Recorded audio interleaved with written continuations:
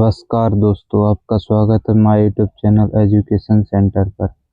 आज का टॉपिक है भारत का इतिहास। उत्तर में हिमालय से लेकर दक्षिण में समुद्र तक फैला यह उपमहाद्वीप भारतवर्ष के नाम से ज्ञात है, जिसे महाकाव्य तथा पुराणों में भारतवर्ष अर्थात भारत का देश तथा यहाँ के निवासियों को भारतीय या भारत की संतान कहा गया। यूनानियों ने भारत को इंडिया तथा मध्यकालीन मुस्लिम इतिहासकारों ने हिंद अथवा हिंदुस्तान के नाम से संबोधित किया। भारतीय इतिहास को अध्ययन की सुविधा के लिए 3 भागों में बांटा गया है, जैसे कि प्राचीन भारत, मध्यकालीन भारत और आधुनिक भारत। पहला पढ़ते हैं प्राचीन भारत। प्राचीन भारतीय इतिहास के विषय में जानकारी मुख्यतः 4 स्रोतों से प्राप्त होती है। धर्म ग्रंथ पहला, दूसरा है ऐतिहासिक ग्रंथ, तीसरा है विदेशियों का विवरण और चौथा है पुरातत्व संबंधी साक्ष्य। इन 4 स्रोतों से प्राचीन भारतीय इतिहास की जानकारी मिलती है। पहला पढ़ते हैं धर्म ग्रंथ। धर्म ग्रंथ एवं ऐतिहासिक ग्रंथ से मिलने वाली महत्वपूर्ण जानकारी। भारत का सर्व प्राचीन धर्म ग्रंथ वेद है, जिसके संकलनकर्ता महर्षि कृष्ण द्वैपायन वेदव्यास को माना जाता है। वेद बहुसंख्यक कुटुम्बकम का वसुधैव कुटुम्बकम का उपदेश देता है। भारतीय परंपरा वेदों को नित्य एवं अपौरुषेय मानती है। वेद 4 हैं, जैसे ऋग्वेद, यजुर्वेद, सामवेद, अथर्ववेद। इन चारों वेदों को संहिता कहा जाता है। फर्स्ट, ऋग्वेद। ऋग्वेद के क्रमबद्ध रूप के संग्रह को ऋग्वेद कहा जाता है। इसमें 10 मंडल, 1028 सूक्त, वाल-खिल पाठ के 11 सूक्तों सहित एवं 10,462 ऋचाएं हैं। इन वेद के ऋचाओं के पढ़ने वाले ऋषि को होत्र कहते हैं और इस वेद से आर्य के राजनीतिक प्रणाली एवं इतिहास के बारे में जानकारी मिलती है। विश्वामित्र द्वारा रचित ऋग्वेद के तीसरे मंडल में सूर्य देवता सावित्री को समर्पित प्रसिद्ध गायत्री मंत्र है। इसके 9वें मंडल में देवता सोम का उल्लेख है और इसके 8वें मंडल में हस्तलिखित ऋचाओं को खिल कहा जाता है। चतुष्वर्ण समाज की कल्पना आदि का स्रोत ऋग्वेद के 10वें मंडल में वर्ण श्रुत पुरुष सूक्त है, जिसके अनुसार 4 वर्ण है, जैसे ब्राह्मण, क्षत्रिय, वैश्य, शूद्र। आदि पुरुष ब्रह्मा के प्रमुख क्रमशः मुख, भुजाओं, जंघों और चरणों से उत्पन्न हुए हैं। अगला नोट, धर्म ग्रंथ धर्मसूत्र द्वारा प्रमुख जातियों की स्थितियों, व्यवसायों, दायित्वों, कर्तव्यों तथा विशेष अधिकारों में स्पष्ट भेद करता है। ईसा एवं ईसवी पूर्व, इसकी शुरुआत कहाँ से हुई? वर्तमान में प्रचलित जो ग्रेगोरियन कैलेंडर, ईसाई कैलेंडर के नाम से जानते हैं, जिसे जूलियन कैलेंडर के नाम से भी जानते हैं। ईसाई धर्मगुरु ईसा मसीह के जन्म वर्ष यानी कल्पित पर आधारित है। ईसा मसीह के जन्म के पहले के समय को ईसा पूर्व BC यानी before the birth of Jesus Christ कहा जाता है। ईसा पूर्व में वर्षों की गिनती उल्टी दिशा में होती है, जैसे कि महात्मा बुद्ध का जन्म 563 ईसा पूर्व और मृत्यु 483 ईसा पूर्व में हुई। यानी ईसा मसीह के जन्म के 563 ईसा पूर्व महात्मा बुद्ध का जन्म एवं 483 ईसा पूर्व मृत्यु हुई। ईसा मसीह की जन्म तिथि से आरंभ हुआ सन ईसवी सन कहलाता है।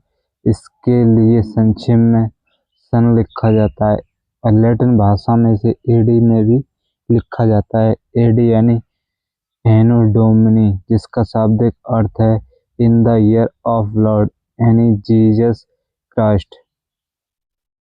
अगला, वामन अवतार के 3 पगों का आख्यान।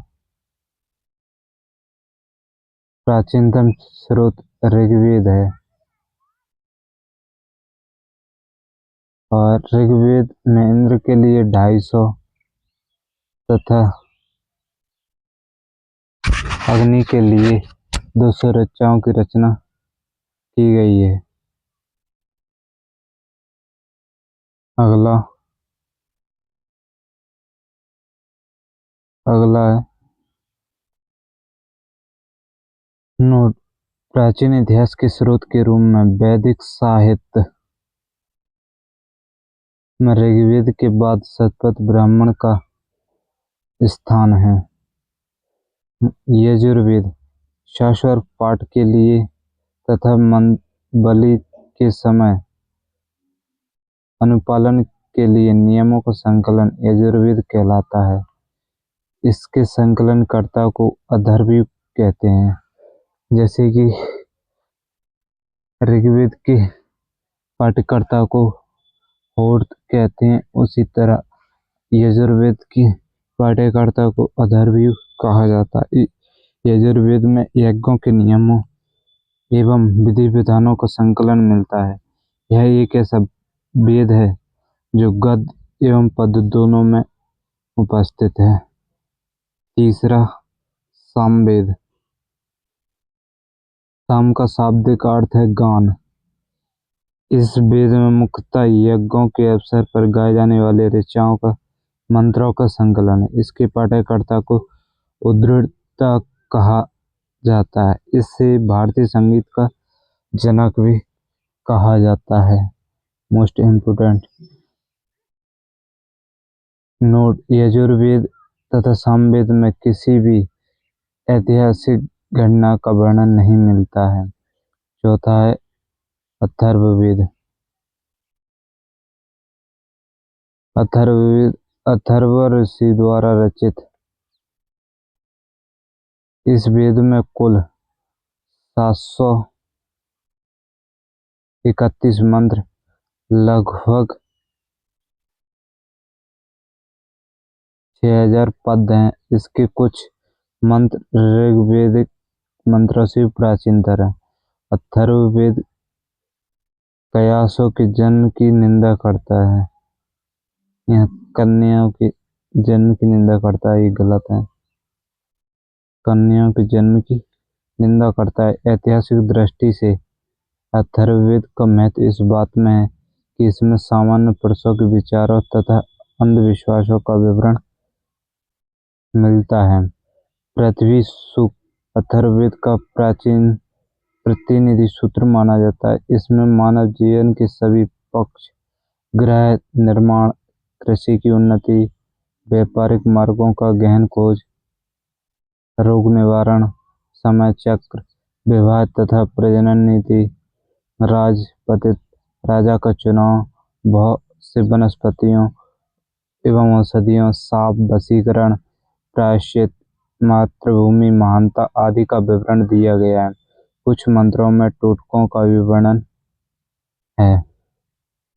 अगला, अथर्ववेद में परीक्षित को कुरुओं का राजा कहा गया है तथा कुरु देश की समृद्धि का अच्छा चित्रण मिलता है। इसमें सभा एवं समिति को प्रजापति की 2 पुत्रियां कहा गया है। नोट, सबसे प्राचीन वेद ऋग्वेद और सबसे बाद का वेद अथर्ववेद है। अगला, वेदों को भलीभांति समझने के लिए 6 वेदांगों की रचना हुई, जैसे कि शिक्षा, ज्योतिष, कल्प, व्याकरण, निरुक्त तथा छंद की। अगला, भारतीय इतिहास ऐतिहासिक कथाओं का सबसे अच्छा क्रमबद्ध विवरण पुराणों में मिलता है। इसके रचयिता लोमस तथा इसके पुत्र उग्रश्रवा माने जाते हैं। इनकी संख्या 18 है, जिनमें से केवल 5 मत्स्य पुराण, वायु, विष्णु, ब्रह्म और भागवत में ही राजाओं की वंशावली पाई जाती है। नोट: पुराणों में मत्स्य पुराण सबसे प्राचीन एवं प्रामाणिक है। अधिकतर पुराण सरल संस्कृत श्लोक में लिखे गए हैं। आज की क्लास यहीं समाप्त करते हैं। वीडियो पसंद आया हो तो like, comment, share and channel को सब्सक्राइब करें। Thank you. All the best.